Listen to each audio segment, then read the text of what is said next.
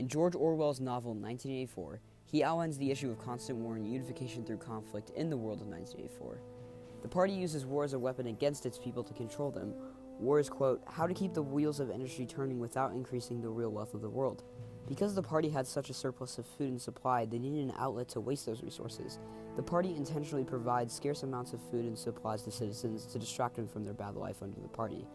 Basically, you won't care about what the government does if you're worrying about when you'll eat next.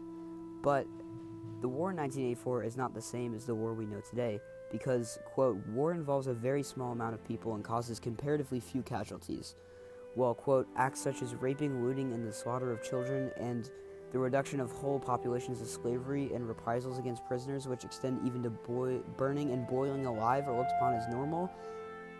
It is definitely not necessary for the party to condone these actions, but these horrible acts are viewed as normal. This exposes the evil nature of the party. And while the initial reason for constant war was draining resources, control is achieved on a psychological level.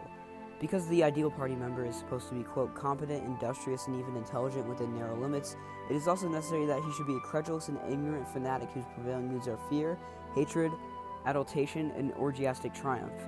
In other words, it is necessary that he should have the mentality appropriate to a state of war.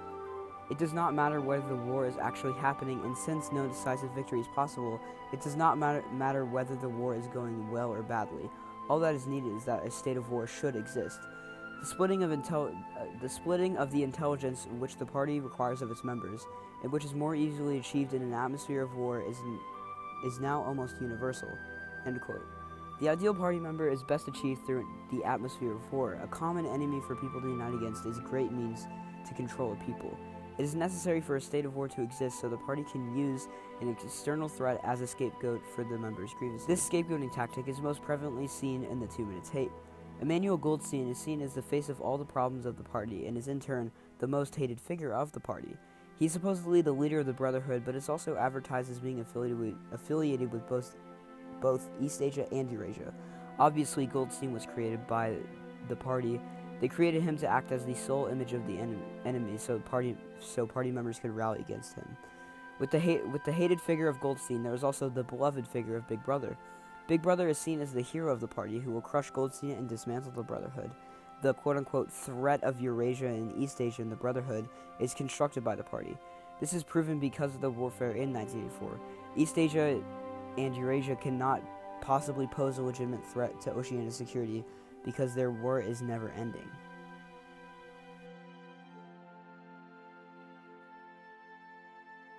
"1984 was written as a warning to future generations.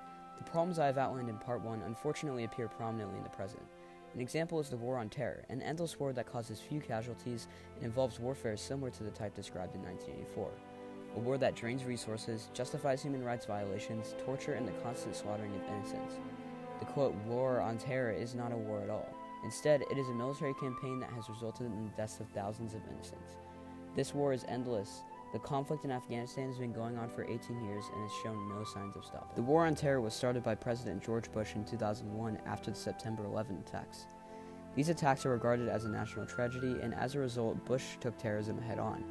This decision to declare war on terrorism caused a nationwide rally around the flag effect, a political term originally coined by political analyst John Mueller.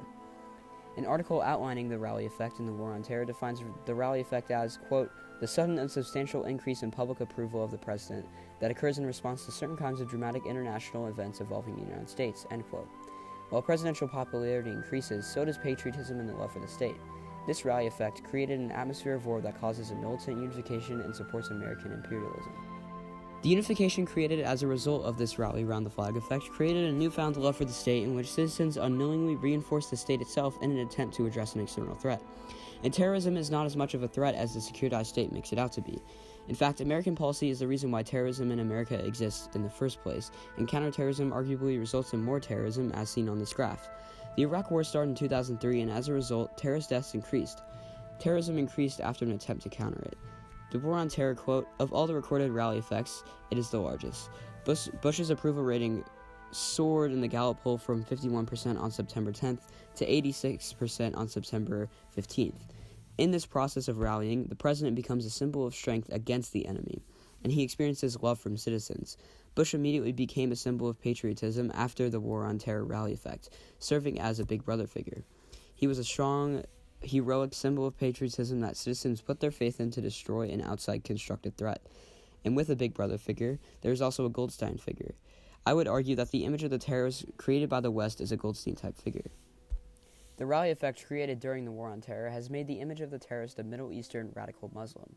When I say the word terrorist, an image pops into your head. It probably looks like this, right? In reality, the majority of terrorism in America is committed by right-wing extremists, but terror attacks by Muslims get 357% more media coverage than any other terror attacks. The media acts as a two-minute hate. Images and detailed articles of terrorism causes a mini-rally effect, increasing the citizens' need to fight back against terrorism. The stereotypical image of the terrorist has become the sole enemy of the state for citizens to collectively hate, inciting a negative emotional reaction to terrorist attacks and a positive reaction to acts of counterterrorism.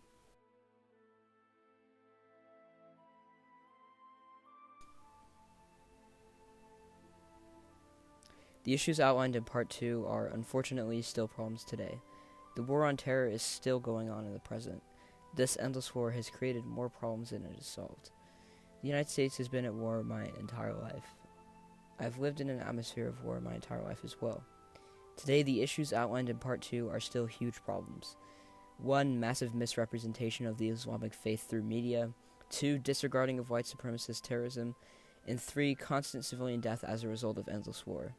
Now, the question of a solution arises after the consideration of these issues. I personally value education immensely, and I believe that in order to prevent further interventionism, critical thinking needs to be taught from a young age. Massive education reform is necessary. Instead of education creating students to be cogs in a machine to serve American imperialism, this free schooling would promote and encourage critical thinking, encourage diversity, and teach tolerance. Public elementary, middle, and high school education is extremely important. This reform would be key to tackling such issues outlined in Part 2 from a young age. Free public college is also necessary to inspire intellectuals to denounce American policy that encourages imperialism. People need to have their voices heard by people who can make decisions and encourage change. Public education for all is necessary to preventing conflict before it has started, but how do we practically end the war on terrorism, you ask? More is needed besides just education. Although the threat of terrorism is exaggerated, it is no lie that terrorism is real. The solution is to target leadership and limit skirmish-like attacks. Once the threat is eliminated, the most basic answer is to withdraw troops from the Middle East, but politicians are highly opposed to such actions. While it is highly unlikely for it to happen, I believe the answer is complete withdrawal from the Middle East, along with an international statement explaining the abandonment of intervention.